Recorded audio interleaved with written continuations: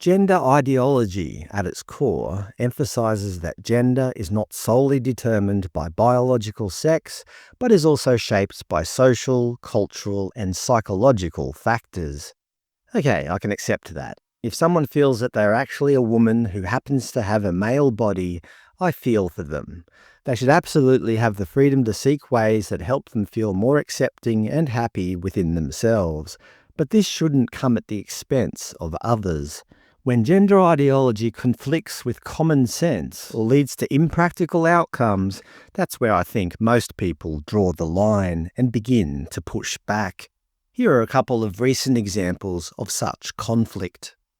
On 3rd of April, the BBC reported, "Fencer disqualified for refusal to compete against transgender opponent."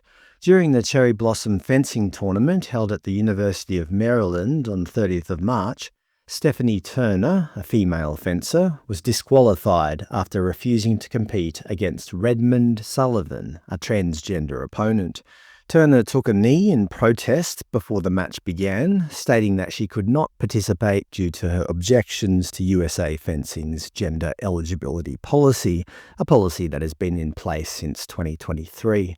She was subsequently issued a black card, which resulted in her disqualification.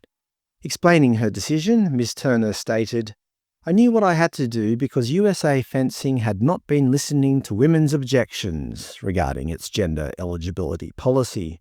When I took the knee, I looked at the ref and I said, 'I'm sorry, I cannot do this. I am a woman, and this is a man, and this is a women's tournament, and I will not fence this individual.'"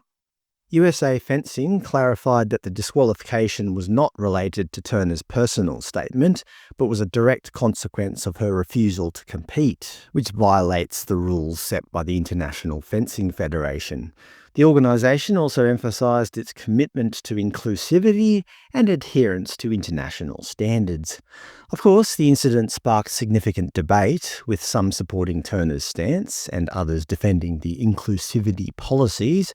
It also drew attention from public figures such as former tennis player Martina Navratilova, who tweeted, "This is what happens when female athletes protest.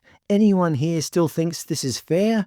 I am fuming, and shame on USA Fencing. Shame on you for doing this. How dare you throw women under the gender BS bus?"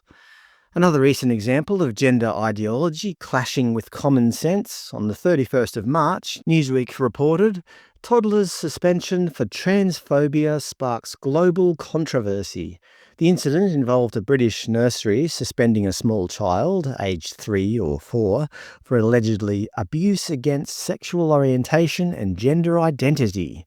This decision, made during the 2022-23 academic year, sparked widespread backlash and debate about disciplinary policies in early childhood education. The case has sparked ongoing discussions about finding the right balance between inclusivity, fairness, and proportionality. But seriously, what kind of teacher would label a toddler as transphobic? What could a child that young possibly have done to warrant suspension? "Excuse me, Mr. Williams, why are you wearing makeup and a dress?" "Sammy, I've told you many times now, I'm now Mrs. Williams."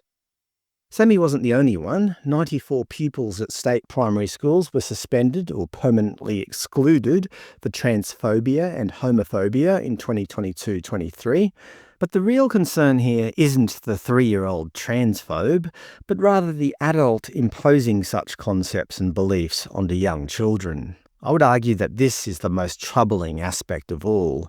They claim to be protecting children, but what impact does branding a 4-year-old as transphobic and suspending them have on the child's mental well-being?